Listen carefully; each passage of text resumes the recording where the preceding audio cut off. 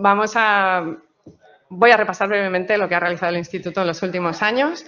Desde 2011, en el que se fusionaron el Instituto de Estadística y el de Cartografía de Andalucía, en el Instituto de Estadística y Cartografía de Andalucía, IECA, a partir de ahora voy a mencionar, llevamos desarrollando trabajos intensos de georreferenciación de la información que disponemos para difundirla de una manera que sea integrable en otro tipo de análisis en los que quizás normalmente la información estadística, sociodemográfica, no estaba integrada directamente, como es combinarlo con datos rastreo de medio ambiente a partir de un sistema de cuadrículas, ¿vale? Esto comenzó en 2011, en 2013 difundimos los primeros resultados relativos a población por edad y sexo en malla de 250 por 250 metros. En 2015 incorporamos nueva información procedente de los registros de seguridad social relativa a pensiones y afiliación. En 2017 hay un hito dentro del reglamento europeo, el tercer, donde se mencionan ya las mallas estadísticas como unidad de análisis estadístico para la desagregación territorial y, por ejemplo, para el grado de urbanización. Desde 2017 difundimos también grado de urbanización en malla de 250 por 250 metros y en 2020 hemos comenzado un trabajo de tratamiento de los datos de catastro, de la información masiva de catastro, para difundirlos también en malla estadística, que lo hemos comenzado a difundir en 2021 y de los que, bueno, observaréis algunos trabajos que se van a presentar, en concreto cómo hemos identificado las unidades vivienda y José Ojeda ya ha comentado además que lo han empezado a usar también en su proyecto. Bueno, estos datos que nosotros difundimos en malla estadística relativos a población, sociodemográficos, edad, sexo, percepciones de pensiones, afiliación y demás, están disponibles vía nuestra web, consultando a través del visor, servicios WMS, WFS, descargar un shape, una hoja de cálculo para aquellos que no sean tan familiares, no estén tan familiarizados con la dimensión espacial y el software de tratamiento de datos espacial, y también están registrados y colgados en los servicios Inspire. Es el único metadato en el tema de distribución de la población que está dentro de los servicios Inspire. Entonces, bueno, cumple con el criterio, con la directiva Inspire, y en los metadatos del servicio se explica, como exige Inspire, pues las peculiaridades, el origen, el linaje y cómo se ha tratado la información. Aquí resalto dos cuestiones sobre lo que se menciona en los metadatos. Uno, en el caso en los que el principio de secreto estadístico se ha visto comprometido, el valor de los datos se ha sustituido por el carácter -1. Esto es lo que vamos a tratar aquí, principalmente. Y dos, nosotros lo difundimos en una malla regular, 250 metros por 250 metros, que se integra dentro de la malla estadística que diseñó Geostat y que ahora está difundiendo Eurostat para la difusión de datos espaciales en el ámbito europeo. ¿Cómo generamos nosotros esta información? Lo comento porque está bastante en línea con lo que ha señalado José Ojeda y también para explicar el porqué la necesidad de esta confidencialidad, de protección de secreto estadístico. Nosotros partimos de información puntual, georreferenciamos la dirección de los individuos, tenemos los datos de los individuos, los georreferenciamos en el espacio y luego ese punto lo vinculamos a una tesela, lo que nosotros denominamos celda. ¿Vale? Y para esa tesela agregamos individuos. Por lo tanto, damos el agregado de individuos. No damos en ningún caso un dato singular individualizable. ¿Esto qué aporta? Pues como José Ojeda ha hecho una presentación estupenda, esto aporta granularidad. Esto aporta pasar de 5.927 secciones censales a 50.000 datos de población en el territorio y muchos datos de no población en el territorio. Saber dónde no está la población durmiendo, por ejemplo. Pasar a 140.000 datos en el caso de catastro para identificar dónde están ubicados los edificios, ¿no? Enriquece muchísimo el análisis y la combinación, la potencialidad para combinarlo con otras fuentes. Una vez nosotros hemos agregado dentro de la tesela esos puntos, la información individual, ¿qué sucede? Bueno, pues que no es un desideratum, es una obligación legal. En el ámbito de la estadística existe lo que se denomina secreto estadístico y viene definido por ley como un principio de la actividad estadística. Por lo tanto, tanto en la función pública, en la legislación que regula la función pública estatal de la estadística, como en la función pública, la ley de estadística de la Comunidad Autónoma de Andalucía, los dos remiten al principio de respeto a la intimidad y el secreto estadístico en la difusión de la información y en el tratamiento, ¿vale? De manera que se especifica que no se podrá suministrar o difundir datos individuales de personas físicas o jurídicas. Y esta prohibición no solo se aplica a la difusión directa, sino a la difusión indirecta. No se puede proporcionar ni difundir información que permita indirectamente identificar a un individuo concreto de forma individualizada. ¿De acuerdo? Esto, en toda la actividad estadística, lo que implica es que se desarrollan, y se llevan desarrollando desde hace mucho tiempo, unas técnicas matemáticas más o menos avanzadas. Siempre se va avanzando a medida que se dispone de más información y más compleja para proteger el secreto estadístico. Son técnicas matemáticas de algoritmos que intentan minimizar el riesgo, maximizando la cantidad de información difundida. Entonces, estas técnicas siempre tienen dos criterios. Uno, fijar cuál es el nivel de riesgo y dos, contabilizar cuál es la pérdida para ese nivel de riesgo, ¿vale? Con distintas estrategias de protección de datos. De forma general, las técnicas de control de divulgación se agrupan o se clasifican en métodos perturbativos y no perturbativos. Los métodos perturbativos lo que hacen es no suprimir la información que se difunde, sino alterarla, ¿vale? Esto implica que no se pierde información, se puede conservar la estructura de los datos, pero normalmente crea mucha complejidad cuando hay tablas o datos anidados para conseguir una aditividad, ¿vale? Otro tipo de métodos, bueno, entre estos métodos perturbativos los más habituales son el intercambio de registros y el ruido, ¿vale? El intercambio de registros implica que el microdato, se identifican microdatos sensibles, dos microdatos iguales, y se les cambia una característica, ¿vale? Normalmente la característica que se les suele cambiar es que se les mueve en el territorio, se le pasa de una celda a otra, ¿vale? El ruido es, en el agregado de la celda se incorpora un elemento aleatorio, una perturbación, que lo que hace es que no se da la cifra exacta del total de esa celda, ¿vale? Los otros métodos habituales dentro de las técnicas de control de divulgación estadística son los no perturbativos. Los no perturbativos no alteran el dato, lo que hacen es que lo suprimen o lo enmascaran, ¿vale?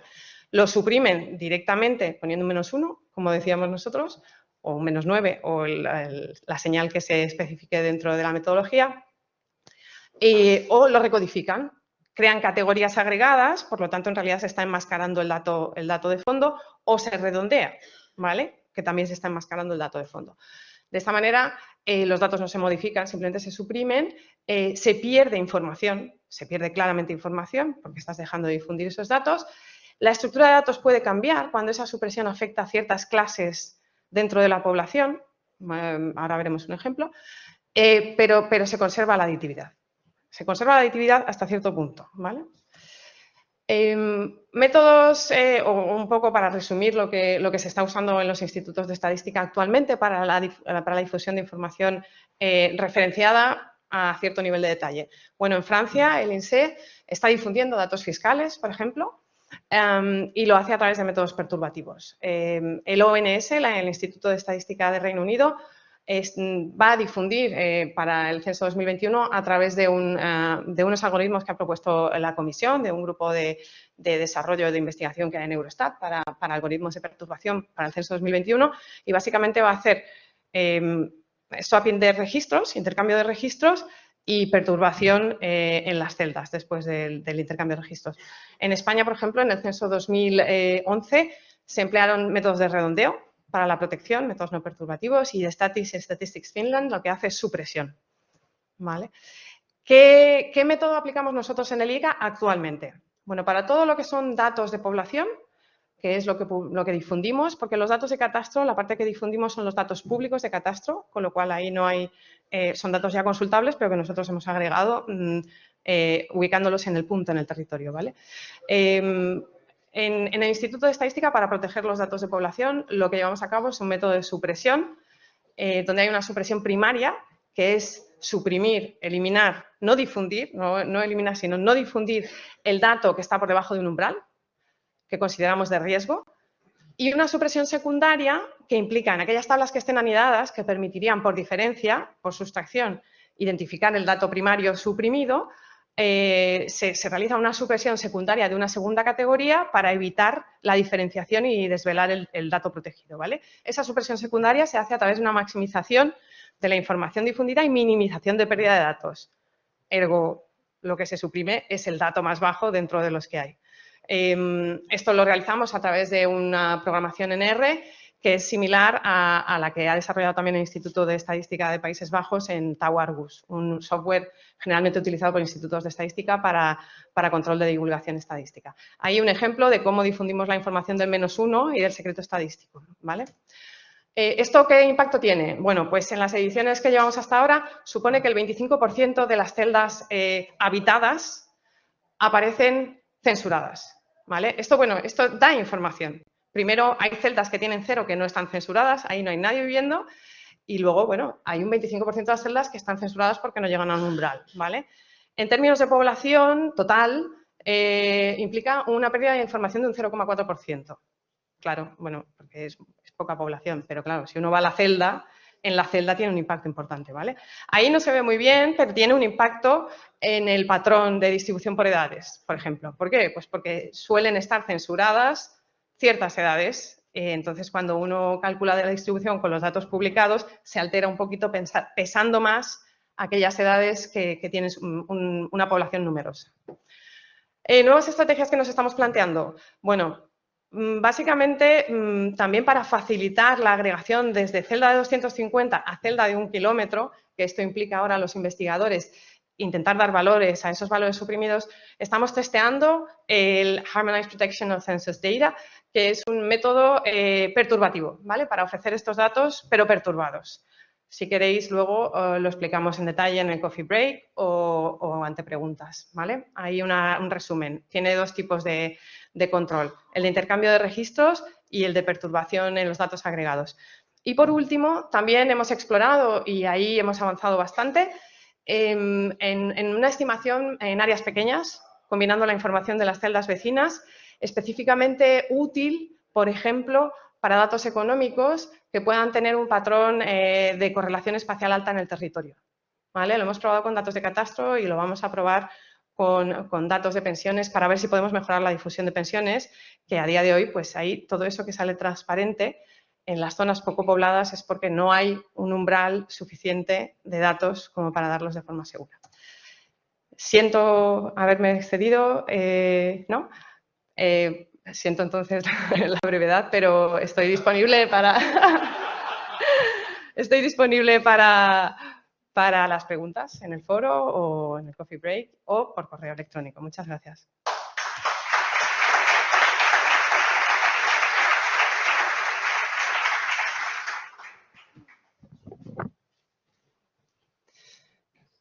Continuamos con Faustino Cordero Montero, que es el responsable de cartografía de la sección del SIC del Ayuntamiento de Cáceres. Faustino es ingeniero en geodesia y cartografía. ¿Para pasar con cuál? ¿Con las flechas o con...? Sí. En su presentación, la población en el territorio nos va a exponer la importancia del mantenimiento y geolocalización de las calles y números de gobierno de competencia municipal. Nos mostrará el trabajo desarrollado desde 2006 hasta la publicación de datos visuales. Hola, ¿qué tal? Buenos días. En primer lugar, dar las gracias al comité por estar aquí presente, el miembro del Ayuntamiento de Cáceres. Y bueno, ya era hora de podernos juntar aquí después de 2 años sin tener GIDES presenciales, así que bueno, va a ser un encuentro estupendo para compartir ideas y experiencias IDE. Y bueno, no me cabe duda que va a ser todo un éxito. Bueno, vengo a exponer los trabajos que estamos desarrollando en los últimos meses en cuanto a la población en el territorio de Cáceres, en la administración local, callejero y parón de habitantes para la toma de decisiones. Bueno, el municipio de Cáceres, ¿no? No sé si lo sabéis, pero Cáceres es el municipio más extenso de España. En comparación con una provincia, en este caso Guipúzcoa, pues tenemos una superficie muy similar. Estamos hablando de un territorio muy extenso, de 1.750 kilómetros cuadrados, con un nivel de protección de 95%, ¿vale? Un tipo de protección de suelo, con un suelo urbano de 2.154 hectáreas y un parón de habitantes bastante estancado, no superamos los 100.000. Entonces, bueno, estamos intentando a ver si... Bueno, vamos avanzando en población. Esto un poco para que veáis en composición de lugar el territorio, la gestión que tiene el municipio en este ámbito territorial y luego la población que tenemos, que la mayor parte está condensada en el núcleo urbano que veis. Debido al tipo de protección que tenemos, el grado de desarrollo urbanístico pues está bastante limitado, ¿vale? Dentro de la unidad organizativa del ayuntamiento, a nivel de ciudad, está dividido en 5 distritos. entre ellos las pedanías, que son núcleos de población, que uno de ellos, Rincón de Ballesteros concretamente, está situado a más de 30 kilómetros del núcleo urbano, ¿vale? O sea, para gestionar esos servicios y darle servicio a los vecinos, pues bueno, la distancia también condiciona, ¿vale? Cada uno de esos barrios tiene una serie de distritos, tiene una serie de barrios, en total estamos hablando de 78 barrios, han ido evolucionando y desarrollándose en función del planeamiento urbanístico que hemos ido teniendo. Esto que veis en pantalla es el visor del SIG, el visor de la IDE, el visor.caceres.es, del callejero con la trama urbana y la red de calles. Estamos hablando de un total de 1.060 calles y de portales, número de gobierno, casi, bueno, 16.619, ¿vale? Bueno, ¿qué ocurre? Bueno, pues nos remontamos al año 2004, tras las experiencias del SIG de Cáceres de la digitalización del plan general y de poder visualizar esa información a nivel de la web, que fue, digamos, yo creo que fue una de las primeras en España de publicar su planeamiento para todos. Bueno, pues el Ayuntamiento de Cáceres decide que las altas y las bajas de la gestión del callejero tenían que ser, ya de por sí son municipales, de gestión municipal, pero deberíamos de gestionarlo nosotros en el SIG, ¿vale? Claro, hasta la fecha tenemos una cartografía del planeamiento urbanístico del año 2003, donde aparecían los nombres de las calles y los números de portal. Pero claro, aquí había que hacer una revisión de campo. Hubo un convenio con la Universidad de Extremadura que nos ayuda mucho y compañeros de ingenieros en GDS y cartografía, alumnos, se dedicaron a recorrer toda la ciudad con la cartografía impresa y haciendo una revisión de ese callejero, portal por portal, ¿vale? Bueno, se identificó y geolocalizó también las placas identificativas de las calles, porque en muchas calles pues la identificación era errónea, en una avenida calle, en otra avenida, incluso con nombres de otras fechas, ¿vale? Toda esa cartografía, ese callejero se volcó sobre la cartografía, se actualizó y aquí veis aquí a la derecha la variedad de placas de calles que hemos tenido. A medida que se iba desarrollando un barrio, cada uno tenía un modelo diferente. Ahora tenemos un modelo establecido de identificación de las calles. Lo digo porque es muy importante tener eso, el callejero perfectamente definido, ¿vale? A nivel de calle y a nivel de número de puerta y de portal.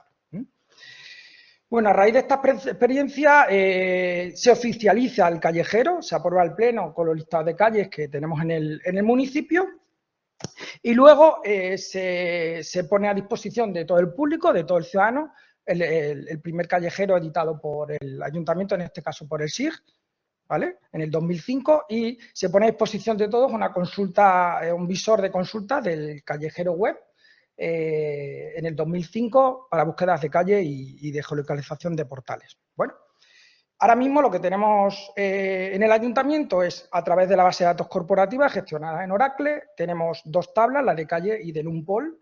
En la calle, cada calle tiene su código identificativo con sus coordenadas, cuándo se aprobó, en qué fecha, la historia, y luego el número de puerta viene el código de la calle con su nombre y sus coordenadas, y en su barrio distrito en el que está ubicado. Bueno, ya en el año 2006, bueno, teniendo ya la geolocalización de los portales y las calles, bueno, en el momento de que otros departamentos asumiesen ese callejero oficial unificado dentro del ayuntamiento. Era el momento del padrón de habitantes. Se hizo un análisis del padrón y efectivamente las direcciones, muchas de ellas eran confusas, había la misma identificación de la calle con distintas denominaciones y bueno, y ya había mucha gente empadronada, incluso en el número 0. Había avenidas con 500 personas empadronadas en el número 0. ¿Qué había que hacer? Pues era el momento de hacer otra revisión de campo. Se contrató a personal que justo con coordinación del SIG y de los técnicos del padrón, pues esta gente recorrió la ciudad donde había incidencias, se hicieron fotos de las calles y de los números de cada uno de los portales y se hizo, a raíz de esa revisión, se hizo las modificaciones de las altas en los nuevos reempadronamientos de esa gente que no sabíamos en dónde estaba, en qué portales estaba. Fue un trabajo bastante tedioso que duró más de un año, se hizo una criba en el padrón y bueno, y al final se cruzaron las bases de datos y conseguimos, pues bueno, una depuración del padrón de más del 90%. Estamos hablando del año 2006 hasta nuestra fecha, pues la verdad es que ahora mismo no hay ninguna alta en el padrón que no tenga asignado una calle y un número definido aprobado, ¿vale? Y que no haya pasado por nuestro departamento. Lo quiero decir porque es la geolocalización de las personas en este caso, ¿vale? Bueno, ¿qué tenemos? Efectivamente, un callejero unificado con las calles, distritos, barrios, bueno, hay que montar a más servicios en el carro. Estamos hablando, padrón ya está, licencias, actividades, disciplinas, bueno, pues ahí veis otras secciones del ayuntamiento y luego sobre todo las concesiones.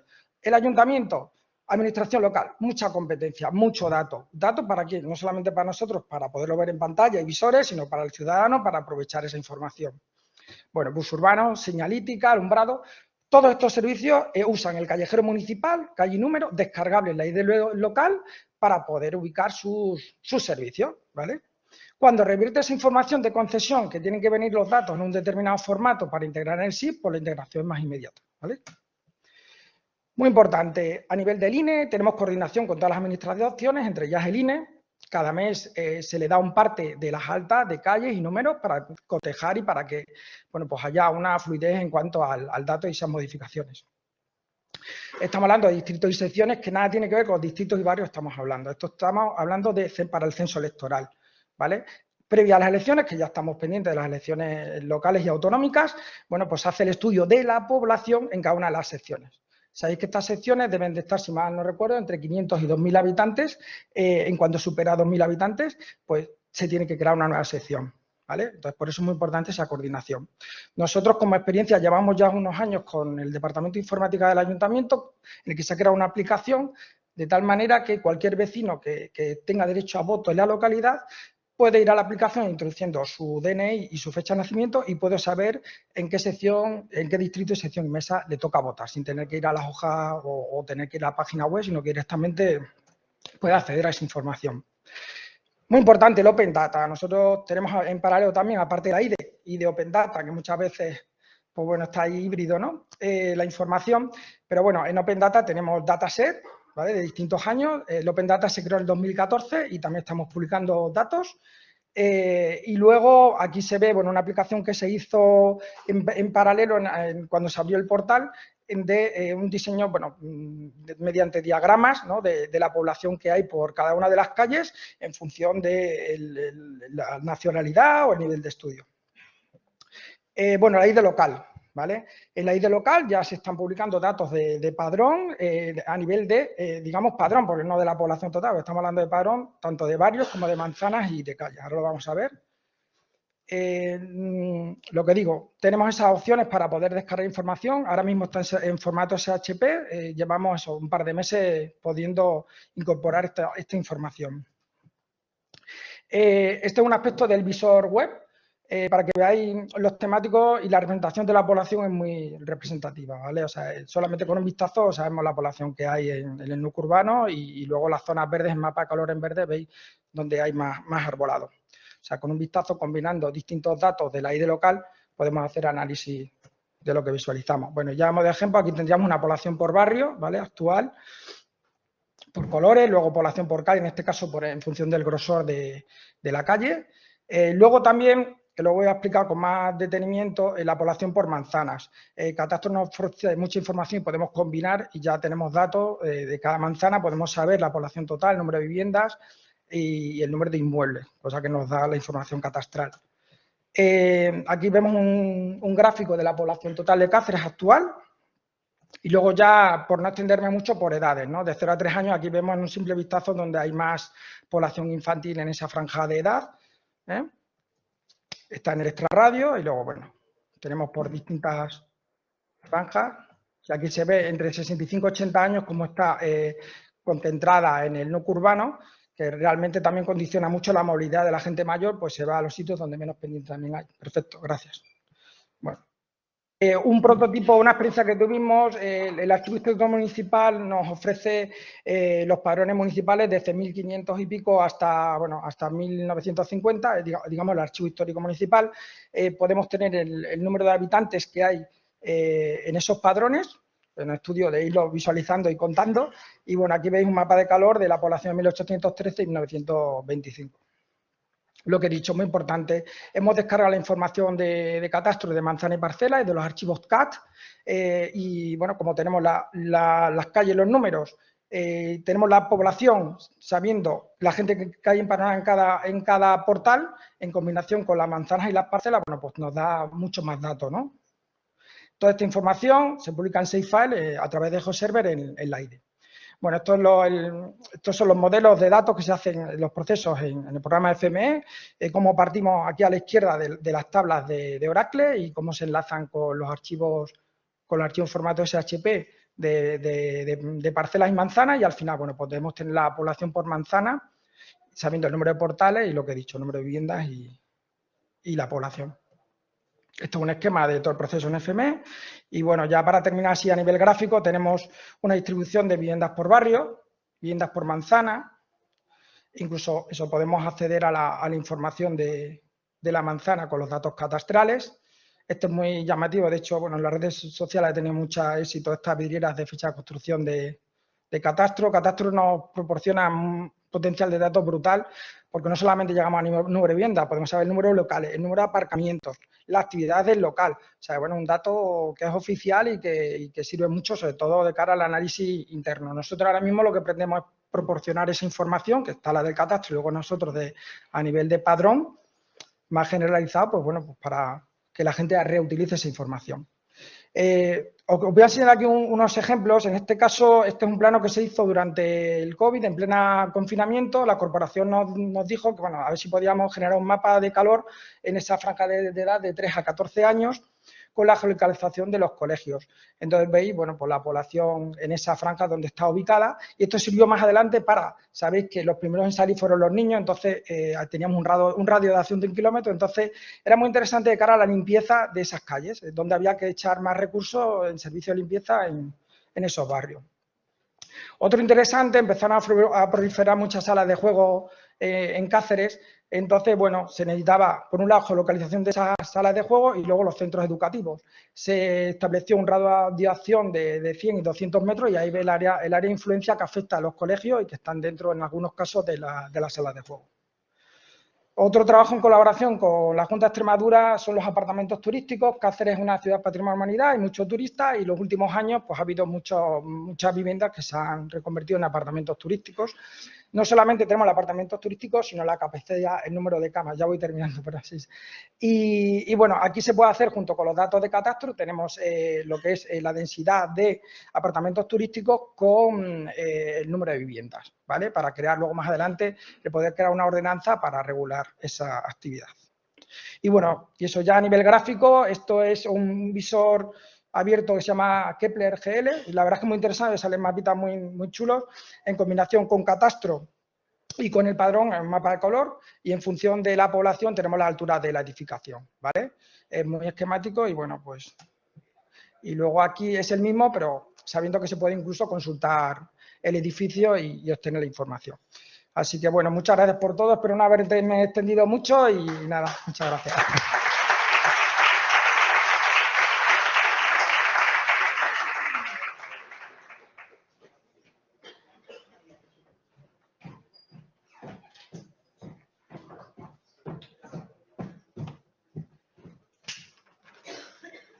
María Escudero-Pena es técnico de Servicio de Estudios y Métodos Estadísticos del IETA, es licenciada en Ciencias y Técnicas Estadísticas por la Universidad de Sevilla y trabaja en el IETA desde el 2012.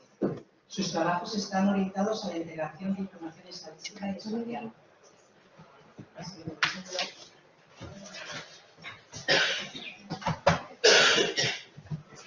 ¿Así? ¿Cuál es el ratón? Ah, vale. Aquí quizás, vale.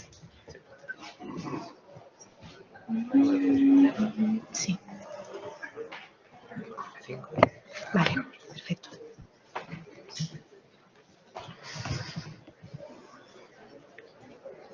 Vale, a ver, perdona.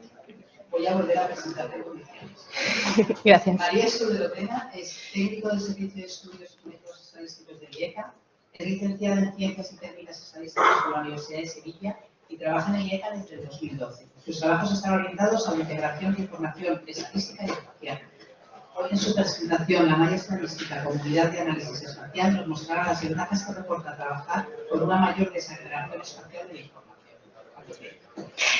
Muchas gracias por la presentación y por la invitación. Esta presentación lo que pretende es simplemente dar un ejemplo de los múltiples análisis que se pueden realizar a partir de la información que el Instituto de Estadística y Cartografía de Andalucía difunde en una malla regular de 250 metros de lado, como había comentado Iria anteriormente. Bueno, como Iria ya ha dicho anteriormente, desde el año 2011, en el que se comienza el proceso de integración de la actividad estadística y cartográfica en Andalucía, pues se inicia una línea de trabajo de difusión de datos que se encuentran georreferenciados, agregados en una malla de 250 metros de lado, y que esta malla está integrada en la malla de 1 kilómetro establecida por Eurostat con finalidades estadísticas. El objetivo que se pretendía era difundir información estadística con el máximo nivel de detalle territorial posible, garantizando al mismo tiempo la protección del secreto estadístico. Además, esta malla tiene varias ventajas. Una de las principales es que, como todas las celdas tienen el mismo tamaño, permite la comparabilidad territorial. Además, no cambian a lo largo del tiempo, como sí sucede con las unidades administrativas que habitualmente se utilizan, como son las secciones censales o los municipios, lo cual permite la comparabilidad temporal. Además, es susceptible de integrar información de muchos tipos, como puede ser salud, medioambiental, demográfica, de vivienda, etcétera, lo cual la posibilidad de análisis es bastante amplia. Son ya varios los productos que se han difundido en esta malla desde el año 2013. El primero fue la distribución espacial de la población en Andalucía, donde se difunden en variables como puede ser la población por sexo, edad, nacionalidad, afiliación a la seguridad social, ingresos por pensiones contributivas, demandantes de empleo, desde el año 2013. Y desde la web del IECA se pueden consultar esos datos y descargarlos mediante Shape, Excel o mediante servicios de visualización y descarga WMS y WFS. También está la caracterización y distribución del espacio construido en Andalucía, con datos procedentes de catastro inmobiliario, de edificios, de viviendas, de recintos no residenciales. Por ejemplo, se difunde información de características de la vivienda, como es la superficie de las viviendas, el año de construcción, la tipología de las viviendas que tienen piscina, viviendas que tienen garaje, viviendas que tienen espacio abierto. Igualmente, también se pueden descargar estos datos en servicios interoperables. Y otro de los productos que también se difunden en esta malla son las estadísticas longitudinales de supervivencia y longevidad en Andalucía, del año 2016, donde en una malla de 250 metros se difunde la razón de mortalidad estandarizada o suavizada y además en la celda de 1 kilómetro se difunde esta mortalidad por causas. Igualmente también se pueden descargar los datos a través de servicios interoperables. Pues, como ya he dicho, una de las variables que se difunde en esta malla es la razón de mortalidad estandarizada o suavizada, que se llama así porque se construye como un cociente entre las defunciones observadas y las esperadas, teniendo en cuenta, y para calcular las esperadas se tiene en cuenta la distribución de la población por sexo y edad, de forma que los datos de dos celdas pues, sean directamente comparables, aunque tengan distribuciones distintas. Y se llama suavizada porque utiliza técnicas de estimación en áreas pequeñas para calcularlo debido a la reducida dimensión de la celda, que es de 250 metros de lado. Pues bien, se observan ciertos patrones espaciales en la distribución espacial de esta variable, es decir, hay zonas donde la razón de mortalidad es más alta de lo esperado, hay zonas en las que menos, y nos planteamos la pregunta de si esos patrones espaciales son los mismos que se observan con otras variables socioeconómicas que estamos difundiendo también en esta malla, ya que hay algunos estudios previos en los que indican que sí existe relación entre estas variables, ¿no? ¿Qué hemos hecho? Bueno, pues hemos hecho un análisis geoestadístico básico basado en la correlación espacial y en la autocorrelación espacial. Hemos partido de los datos que se están difundiendo mediante servicios interoperables, en concreto los servicios WFS, y a partir del software estadístico R, que es un software libre, gratuito y ampliamente utilizado por la comunidad científica, pues hemos calculado una serie de indicadores, ¿no? Voy a describir brevemente cada uno de estos indicadores. En primer lugar, hemos calculado la correlación espacial entre la razón de mortalidad estandarizada y suavizada y variables socioeconómicas. es el coeficiente de correlación de Pearson ampliamente extendido en estadística. Lo que sí, para contrastar la hipótesis nula de ausencia de correlación, generalmente utilizamos una prueba T-de-Student que no tiene en cuenta que que asume independencia entre las observaciones. En el caso de datos espaciales, esto no se cumple. Entonces, hemos utilizado un contraste que parte de ese T-de-Student estándar, pero modifica el estimador teniendo en cuenta que los datos son espaciales y, por tanto, los grados de libertad y la varianza del estimador no es la misma. Un trabajo de Clifford y otros autores del año 89. En cualquier caso, este contraste está implementado ya en R, simplemente es necesario aplicar una función de la librería SpatialPack y es fácilmente aplicable. Otro de los indicadores que hemos utilizado es el ID-Moran global, que es una magnitud de la autocorrelación espacial. Nos permite ver en qué grado los elementos locales pueden verse afectados por sus vecinos. Es decir, en celdas donde hay alta mortalidad, ¿en sus vecinos también hay alta mortalidad o no? Para eso requiere previamente definir quiénes son vecinos de qué tipo de vecindad vamos a utilizar. La más ampliamente utilizada es la vecindad de tipo reina de orden 1, que es la que he representado en pantalla, que se debe su nombre pues, al movimiento de la ficha del ajedrez, ¿no? ¿Y cómo se interpreta estos valores, este índice? Toma valores entre -1 y 1, valores positivos, indicarían que el fenómeno presenta un patrón de tipo clúster, es decir, que las celdas de más mortalidad pues suelen estar rodeadas de celdas de mucha mortalidad. Valores negativos sería al contrario, un patrón disperso, y valores próximos a 0 indicaría que el fenómeno se comporta de forma aleatoria, sería un patrón aleatorio. También hemos calculado el índice de Moran global bivariante, que lo que mide es lo mismo que el anterior, pero generalizándolo a que permita en qué grado los elementos locales pueden verse afectados por los vecinos de una variable complementaria. Es decir, miramos la razón de mortalidad en una celda y si tiene relación con los vecinos con una variable socioeconómica, como pudiera ser el paro registrado. No debe de confundirse con la correlación espacial porque en este caso no coinciden los elementos geográficos. No estamos mirando dos variables en la misma celda, no coinciden. Y ya por último, hemos estudiado el índice de Moran local, porque el análisis del índice de Moran se puede desglosar en un diagrama donde la variable X se representa la variable estandarizada objeto de estudio, la mortalidad, y en el eje Y representamos la variable estandarizada espacialmente rezagada, es decir, los vecinos. Aquí podríamos establecer unos cuadrantes que son la base para realizar el análisis de autocorrelación espacial local. Todas aquellas unidades locales que se encuadran en el cuadrante 2 alto-alto, quiere decir que son celdas con alta mortalidad rodeadas de alta mortalidad. Todos los que están en el cuadrante 3 bajo-bajo serían baja mortalidad rodeada de baja mortalidad. Y los otros dos cuadrantes pues serían casos atípicos.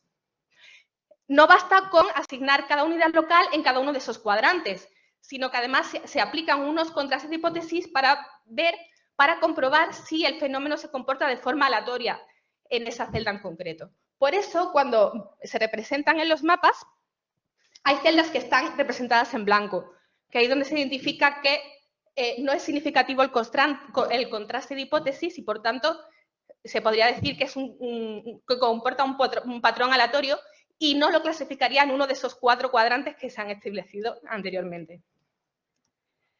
Bueno, pues nosotros esto lo hemos aplicado en Andalucía con 5 variables socioeconómicas, 2 referidas a la población, los ingresos por pensión de jubilación y el porcentaje de paro registrado, 3 referidas a las características de las viviendas, el año de construcción de la vivienda, la mediana de superficie de la vivienda y el porcentaje de viviendas que tienen aparcamiento en su parcela, y hemos encontrado con un nivel de confianza del 95% que se rechaza la hipótesis nula de ausencia de correlación espacial entre la mortalidad y estas variables socioeconómicas, es decir, que sí que hay correlación. Sin embargo, pues bueno, se encuentra que es más alta la correlación con las variables de porcentaje de paro y pensión de jubilación que con las otras. Y que en los municipios grandes la correlación es mucho más elevada que en los municipios pequeños, donde la población pues quizás es más heterogénea.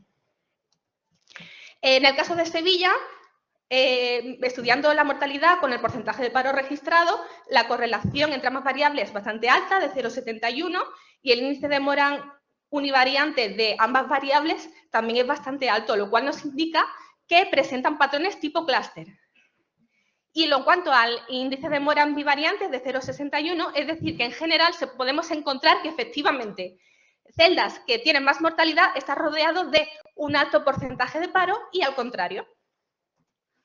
Este sería el mapa que podríamos construir a partir del análisis de autocorrelación espacial bivariante local en Sevilla, donde vemos los clústeres que se generan. En rojo, las celdas con más vulnerabilidad social relacionada con carencias socioeconómicas, que estarían el Polígono Sur, Los Pajaritos, Amate, Rochelambert, Padre Pío, Torreblanca y otras zonas más pequeñas en el Polígono Norte y Valdezorra, mientras que en el lado contrario pues encontramos el Casco Antiguo, Nervión, Porvenir, Palmera, Reina Mercedes, zona de Santa Clara y Triana y Los Remedios. Y bueno, este es otro ejemplo en Málaga, en el que, bueno, de forma muy similar, también podemos construir ciertas zonas o clústeres diferenciados respecto a estas dos variables, zonas vulnerables en Palma Palmilla, Carlinda, Carretera Cártama, etcétera, y zonas más acomodadas en el Limonar, Parque Clavero y Cerrado Calderón, así como algunas urbanizaciones en la zona periférica del oeste. Pues nada, en conclusión y resumiendo, hemos establecido ciertos patrones espaciales, hemos podido establecer clústeres de zonas diferenciadas, existe correlación entre la mortalidad y las variables socioeconómicas, pero en zonas urbanas, en zonas densamente pobladas, en municipios grandes, en zonas rurales esto no lo hemos podido establecer. Lo que sí comentaros es que el alcance de este análisis pues, no es causal, de manera que no podemos concluir que la residencia condicione de forma directa la razón de mortalidad, pero sí nos indica pues, qué características son más frecuentes. Y ya por último, pues comentaros que teniendo en cuenta que la disponibilidad de todos estos datos a partir de servicios interoperables y de su forma de agregación en zonas regulares que permite la comparabilidad territorial, temporal, etcétera, y su posible agregación con otras variables, como pudieran ser variables medioambientales, que pudieran a lo mejor explicar la mortalidad también, pues se abren posibilidades para muchos otros análisis. Así que os animamos a todos vosotros que utilicéis estos datos. Muchísimas gracias por vuestra atención.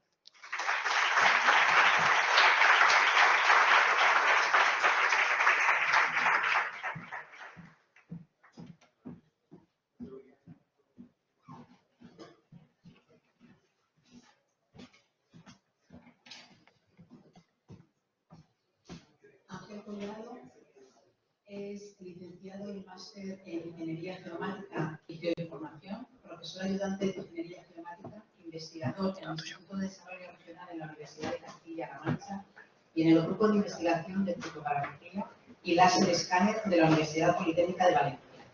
Hoy, a raíz del desarrollo de su tesis doctoral en Ingeniería Geomática, nos mostrará las necesidades de revisar y actualizar la especificación de datos de INSPIRE sobre la distribución de la población y la demografía. Pues muchas gracias.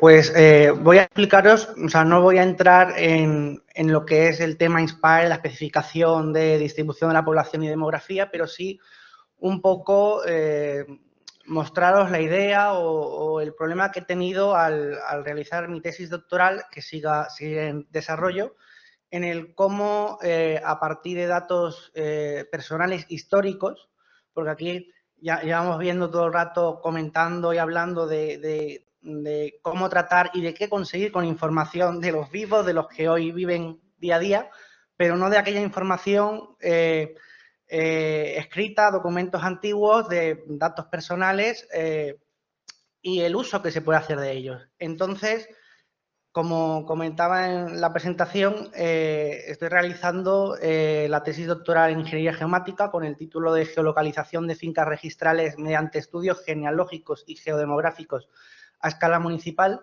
No voy a entrar en detalle de la parte de geolocalización de fincas registrales, pero sí que me quiero centrar en la ponencia que ahora me ocupa, el apartado de mediante el que lo hago, ¿no? Sino los estudios genealógicos y geodemográficos. Básicamente, esto nos lleva a el significado, ¿no?, de esos estudios genealógicos y geodemográficos es el uso de datos de población, datos personales, con una componente geoespacial, pero también histórica. Entonces, quería hacer este breve contexto, pues, para ello, para hablar de la especificación de datos de distribución de la población y demografía, que se encuentra en el anexo 3 de INSPIRE, en el anexo 2 del ISIGE, y sí remarcar que su última actualización es del 2013, entonces han pasado 9 años, además la especificación es muy generalista, no detalla gran cosa, y también lo que quería remarcar es que, como decía, trata la información ya sea en malla o a nivel administrativo, poligonal, pero no el uso de esa geolocalización puntual, que entiendo que por la protección de datos, los datos de las personas vivas no se puede utilizar, pero aquellos datos que son históricos sí, y es a lo que yo me he tenido que enfrentar. Entonces, como comentaba la compañera, a nivel de la situación en Europa de esta implementación, pues destaca, por ejemplo, Malta, Austria, Portugal y Francia, y a nivel español, como también ha comentado, pues es el Instituto de Estadística y Cartografía de Andalucía. Y también quería remarcar el por qué, también un poco el nivel, por qué hay tan poca cantidad de estos datos, y con el ejemplo de nuestros compañeros portugueses, pues ya vemos también que la especificación lo que lleva es a hacer esa diferenciación de las capas, pues, hombre, mujer, el año 2011, el año 2013, no sé, en esta región, no sé, es como un poco excesiva cantidad de desagregación a nivel de diferentes capas que hay que hacer, y más bien pienso en por qué no una capa que contenga conceptos a nivel temporal o a nivel de esa compartimentación poligonal. Entonces, volviendo al caso de estudio de mi tesis doctoral, lo estoy realizando en Jorquera, en una población en La Mancha, en Albacete, donde la fuente de información poblacional es el registro civil. Ahora comentaré sobre ello, donde toda esa fuente de información, documentos antiguos, se pasa a una base de datos. Entonces, esa base de datos, pues, al registro civil le incluimos esa parte geoespacial, pero también genealógica, es decir, no unas personas individualmente, sino cómo se relacionan esas personas durante la historia, durante 300 años, que es lo que he realizado. Y luego, evidentemente, pues cómo mostrar, difundir todo ese trabajo realizado. Como comentaba, la fuente de información poblacional es el registro civil. No es poblacional, sino que es personal, y el personal lo que he realizado yo es convertirlo en información poblacional al darle también esa componente geoespacial. Esto ahora mismo está en auge porque el Ministerio de Justicia está trabajando en ello para esa transformación digital del registro civil, ya no solo de las personas que actualmente van naciendo y todo eso, sino de toda esa documentación, todos esos libros, todos esos tomos, desde 1871, que están ahí toda esa información personal de nuestros antepasados, pues cómo gestionar toda esa información que está en los libros, en los tomos, y hacer esa transformación digital. Entonces, pues pasamos del concepto de libros donde se inscribe el nacimiento, el matrimonio y la defunción, a un concepto de la persona, ¿no? De inscribir de esa persona con su identificador, una base de datos común a nivel de español del registro civil, pues cómo con ese identificador, pues anotar todos esos sucesos que le ocurren a la persona desde que nace hasta que fallece. A ver, aquí. Entonces, toda esa información de los libros, de los tomos del registro civil, en este caso de Jorquera de Albacete, como comentaba, pues se ha ido digitalizando uno a uno. No sabría decir si han sido más de 35.000 documentos. Los he leído uno a uno y los he pasado manualmente a una base de datos, y eso ha llevado a esos 30 y pico mil actas a una base de datos de más de 23.000 personas en un intervalo de 300 años. Entonces, aquí podéis ver un ejemplo de pues, cómo se ve esta base de datos, porque el problema también es que una base de datos genealógica es muy complicado implementarla en un software habitual que utilicemos, y hay que utilizar específicos con una interfaz que permita toda esa relación, porque no es simplemente introducir datos, es leer esos datos y relacionarlos con los padres, los abuelos, los tíos, los primos, y relacionando todo para construir esa genealogía municipal. Y como novedad en lo que es en el estudio genealógico, pues implementar, ¿no?, ese campo espacial, geoespacial, donde poder ubicar dónde ha ocurrido ese nacimiento, dónde se han casado, que no es en la iglesia, y dónde han fallecido.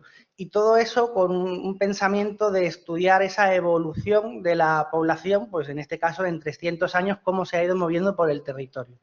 Y aquí podéis ver un ejemplo de esa información que consta, en este caso para los nacimientos, pues eso, los apellidos, el nombre, dónde se encuentra en el registro civil, si es hombre o mujer, la fecha del acontecimiento y el lugar. Y claro, ya luego el lugar, pues el problema que tenemos es que en las partidas de nacimiento, por ejemplo, pues hay algunos que no se indican, entonces ya sabes que ha ocurrido en el pueblo, pero no sabes dónde.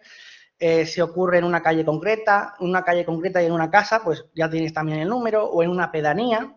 Entonces, es difícil poder tratar con toda esa información y poder geolocalizar ese nacimiento que ha ocurrido hace 200 años. Es muy complejo.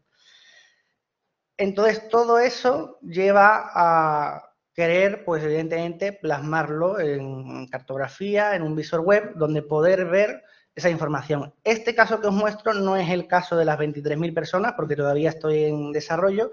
Este es un caso que realicé hace unos años en mi trabajo final de grado, en una población de Barcelona, en el que se muestra la geolocalización de cada individuo donde nació desde 1871, y luego también con un concepto de una aplicación más bien de las migraciones, ¿no? Es decir, ya pensando en los apellidos, de dónde vienen nuestros ancestros, pues al saber, por ejemplo, también con la utilización de los padrones y de esas actas de nacimiento, desde dónde venían esas personas, pues entonces los polígonos que veis de color más rojo intenso, pues son municipios donde ha venido al municipio de referencia más familias, más apellidos, y los que menos, pues en menor cantidad. No sé cómo voy de tiempo. Bien. A ver. Quería mostraros si se abre.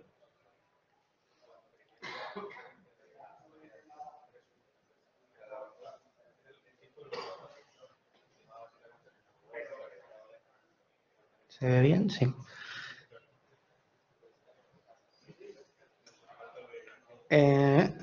Entonces, se hizo este geoportal. Quiero que veáis la perspectiva a nivel estatal. Entonces, para ver esos polígonos, como os comentaba, los colores representan esos municipios de donde vienen apellidos, y al pulsar, por ejemplo, en Lorca, pues sabemos que en 1925 llegó a la población de Pineda de Mar la familia Mular, y que en el 1929 pues llegó la familia Valverde.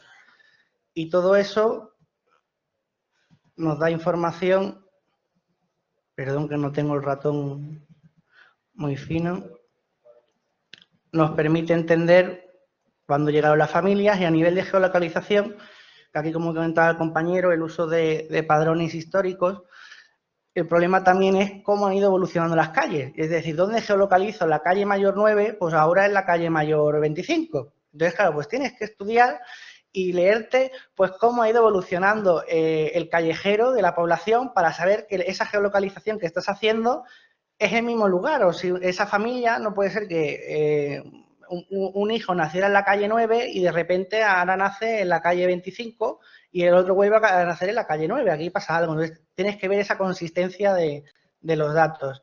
Y entonces, pues, ya como aplicación, por ejemplo, si uno quiere saber, que esto también para el registro civil, hubo un caso muy conocido de un abogado que quería cambiarse el apellido y poner primero el de su madre porque estaba en peligro de extinción. Y tú dices, ¿cómo certificas tú que un apellido está en peligro de extinción? Pues hacen estudios genealógicos para saber que ese apellido español, pues hay menos personas y de dónde viene.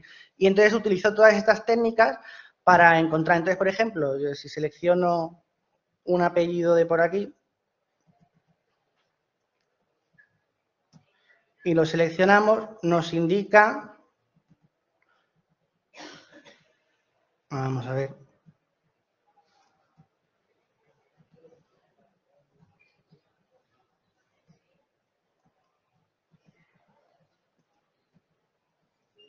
pues dónde se ha producido, o sea, si nos apellidáramos aragonés, pues de dónde está repartido pues nuestro apellido durante los años. Aquí vemos que hay por aquí una casa de campo, pero que la mayoría se concentran en lo que es en el centro de la población y sobre todo, por ejemplo, en su caso, en la zona marítima, pues aquí, además, también con los colores, pues sabemos a nivel estadístico dónde se concentra mayor la población.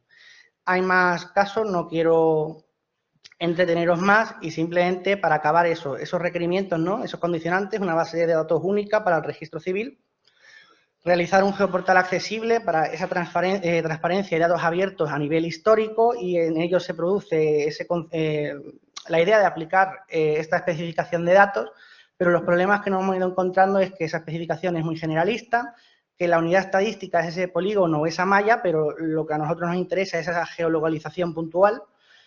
En el conjunto de datos, como comentábamos, es siempre agregado a nivel estadístico, pero a mí me interesa el dato individual a nivel histórico.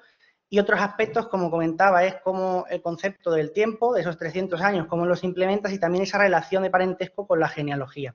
Y simplemente con lo del 2013 que nos actualizaba, pues me ha hecho gracia poner esto, porque aquí en el intervalo de años ahora te pone que es de 0 a 5 años, de 10 a mayo y de 15 a octubre. Pues a ver si se podría modificar la especificación de hace 9 años. Y ya está, como nivel de conclusiones, espero que hayáis podido tener esa idea global del problema o de lo que estoy realizando y simplemente si queréis profundizar más en el tema de esa geolocalización de fincas registrales, pues os animo a que asistáis al TOCCAR, que en el Congreso de Geomática, que el jueves también presento la parte más de catastro, registro de la propiedad. Y ya está. Muchas gracias.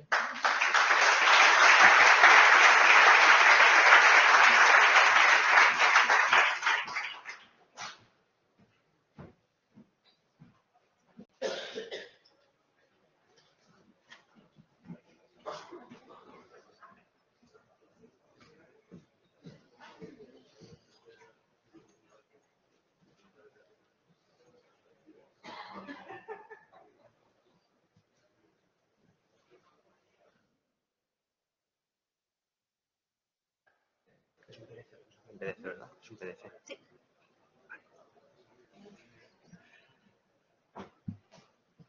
Cristina Fernández Álvaro es asesora técnica de proyectos de Lieja, pertenece al Cuerpo Superior Facultativo de Estadística desde 2002 y ha estado vinculada a Lieja desde entonces. Ha vivido la integración de la estadística y la cartografía, estando al cargo del Servicio de Difusión de Lieja.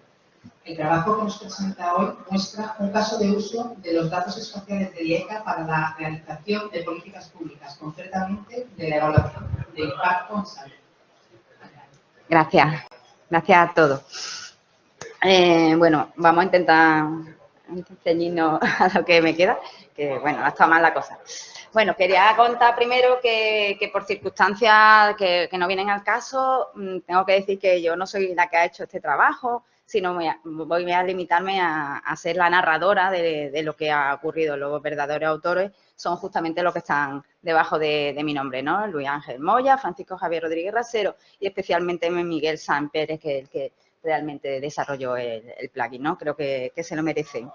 Pero sí para mí lo que voy a tratar de mostrar, o para mejor o peor, va a ser un caso de uso de datos espaciales como tanto que vamos a ver en estas jornadas, ¿no?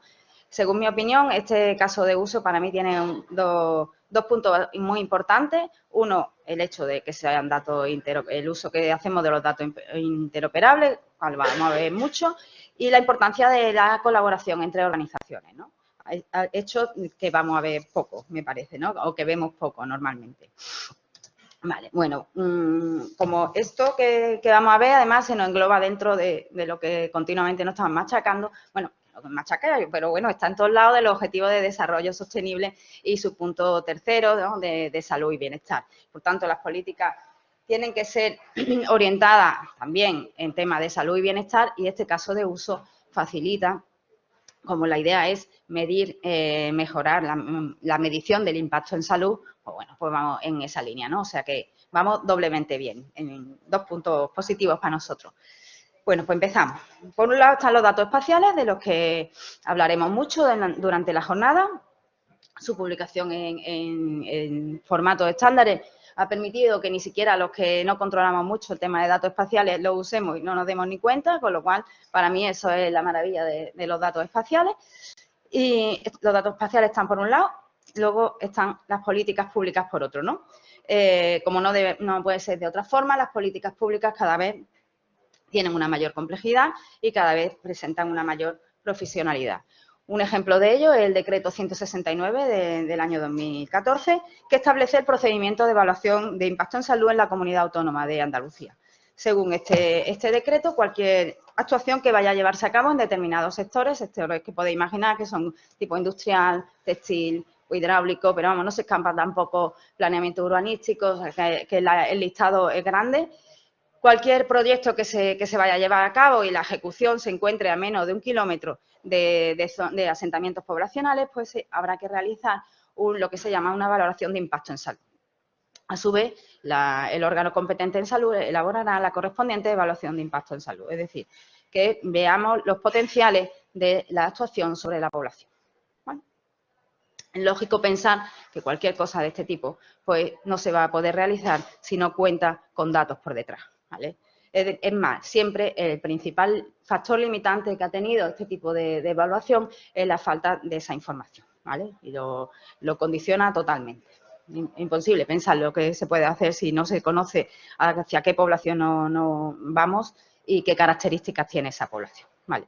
Bueno, pues si hablamos de datos, dentro de la Junta de Andalucía aparece el Instituto de Estadística y Cartografía de Andalucía, no es que aparezca, que está ya a la misma vez que estaba la consejería, aunque no es.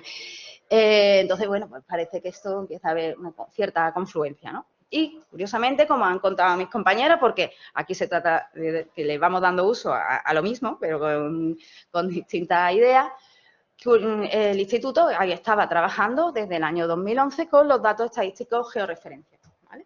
Unos datos estadísticos que cada vez ha ido incorporando más información, empezó con información de carácter demográfica y, bueno, continuó con otros datos de carácter de mortalidad, que lo hemos visto, de carácter de fecundidad, luego estamos trabajando ahora mismo con los datos de catastro. Todos estos datos siempre bajo una malla de 250 metros por 250 metros y ofrecidos de forma interoperable, ¿vale? Con lo cual convertimos todos nuestros datos estadísticos en datos espaciales, ¿vale? Surge, por tanto, algo entre dos organizaciones, pues surge un match, surge un amor, que decían en la conferencia, ¿no?, entre dos organismos de la Junta, ¿no? Bueno, pues ya ha salido más allá que estar contento de usar los datos por otros compañeros que den uso a lo que nosotros hacemos, ¿vale? Lo cual, realmente, ese uso esa interrelación entre organismos siempre es agradable, ¿no? Pero volviendo a lo importante, que es la evaluación de impacto en salud y a la valoración de impacto en salud, pues no cabe duda que la evaluación que se vaya a hacer pasa por el análisis del territorio, ¿no? No cabe, teniendo en cuenta que tiene que ser a 1 kilómetro de población que esté habitada, pues si no analizamos el territorio no vamos a hacer el análisis de otra forma. Vale, bueno, pues la medida que ha ocurrido aquí, porque también ha habido una gran evolución. Demos por hecho que ya existen los datos, la evolución viene del propio sistema de información geográfico, que también se han ido liberando, que se han ido apareciendo sistemas más libres, de software libre, que ha permitido que personas no tan expertas o que no están obligados a tener los antiguos software más caros, pues puedan utilizarlo. Pero bueno, aunque tuviéramos un SIG y aunque tuviéramos los datos, la capacidad para hacer una evaluación de impacto en salud puede ser muy diversa, es decir, puede llevarse a cabo de muchas formas y aportar no resultados distintos, pero bueno, al menos no homogéneos. Entonces, en ese sentido, lo que plantea, el paso que da la Consejería de Salud, y aquí es donde empieza el meollo de la charla, es generar un plugin sobre QGIS utilizando Python, y lo que hace es homogenizar, o sea, facilitar, homogenizar en una consecuencia, lo que facilita es la propia evaluación de impacto en salud. ¿Vale? ¿Cuál es la idea? Pues se genera un plugin que se llama Andalusian Population, que puede ser encontrado entre los plugins de QGIS, y lo que pretende con él es que el usuario, un usuario que recordemos que lo que pretendía hacer era una actuación en un determinado sector y que tenía que hacer una valoración de impacto en salud, pues se le ofrezca una herramienta de la forma que fácilmente pueda llevar a cabo esa valoración, ¿no? Bueno, pues nada, por supuesto también vuelve a surgir el amor entre el usuario y nosotros en la medida que le facilitamos la vida, ¿no? O al menos es lo que tratamos de hacer con ello, ¿no? El plugin lo que hace es integrar en el propio proceso de análisis en el propio proceso tanto los datos, los mejores datos que ha encontrado, como el propio sistema de información geográfica, ¿no? Vale. Bueno, vamos entonces voy a contar un poquito cómo es el plugin, ¿no? Bueno, en el proceso de implementación de los tres elementos clave aquí, que son QGIS, Python y los datos espaciales del IECA, necesitamos distinguir como 4 etapas, ¿no?, en la elaboración de este plugin. Uno es la obtención de información, el tratamiento de los datos, el almacenamiento que hay que darle a esos datos y el diseño de la interfaz, que quizás es lo más interesante. Partiendo de la obtención de datos, tenemos que volver a repetir, quizás, porque ya lo he dicho, que uno de los factores clave en el éxito de la implantación de la evaluación de impacto en salud en Andalucía ha sido precisamente la disponibilidad de datos. De la disponibilidad de datos tal y como están puestos, además. Es decir, que está en pequeñas cuadrículas de 250 en todo el territorio. Esa es la clave del éxito que ha existido. Pero, claro, generar un dato a tal nivel de desagregado, pues claro, tiene un cierto aspecto perverso, ¿no? Estamos muy orgullosos de ello, pero también tiene su problemática. Problemática primera, aparece el secreto estadístico, claro. Y se paran mucho, pues aparecen vacíos. Secreto estadístico que el plugin ha optado por perturbar, por desaparecer. El secreto estadístico queda bien marcado en la celda donde aparece, bueno, pues el plugin no puede trabajar con él, pues lo ignoramos. Claro, es un principio, para el conjunto de la comunidad no pasaría nada, pero es que estamos haciendo análisis locales, afectamos a una celda que queda anulada cuando sí sabemos que hay población. Pero lo que pasa es que descartar la celda. Y por otro lado, otro efecto perverso parece que es malísimo, pero bueno, es un problema, ¿no? Es que te encuentras con muchos datos. Se supone que estamos haciendo para ese análisis un buffer de 1 kilómetro para ver qué ocurre con la población y cada vez lo tienes que volver a recalcular, ¿no? Y estamos hablando pues de muchas celdas, bueno, son unos 53.000, tampoco que sean tanto, pero bueno, sí que implica al final problemas de cómputo, de tiempo de nuestro ordenador, ¿no? Y en los tiempos que estamos no nos gusta nada que nuestro ordenador se quede ni un ratito pensando.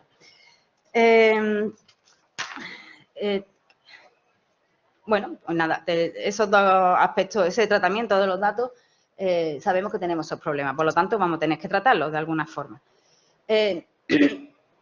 Para ello, el tratamiento que hace el plugin pasa por hacer todos los cálculos necesarios, o sea, seleccionar primero los indicadores que considera, seleccionar los indicadores que considera principales, hacer los cálculos porque los datos que ofrece el instituto están en valores absolutos y guardarlo todo en una hoja de Excel, ¿okay? Para utilizarlo cuando sea posible. Evita el plugin el cálculo al vuelo, como digo. Una vez calculado, pues se almacena. Ya el plugin también está preparado para que directamente cuando te lo instales ya te calcula los indicadores desde el principio.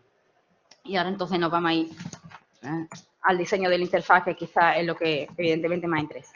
Este es el interfaz. O sea, abre uno QGIS, abre uno el plugin y esto es lo que te encuentras. Simplemente un formulario que al rellenarlo te devuelve un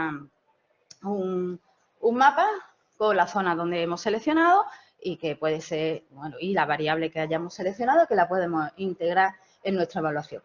Yo estoy pensando ahora mismo que, claro, con la cantidad de geógrafos que hay aquí, contarles que lo que estamos haciendo es simplificarlo para no tenerlo que usar, lo mismo me matáis, pero es que hay gente que no lo controlamos, entonces esto como que ayuda, ¿no? Pero bueno, yo sigo con mi historia de mi plugin, ¿no? Y ustedes me perdonan.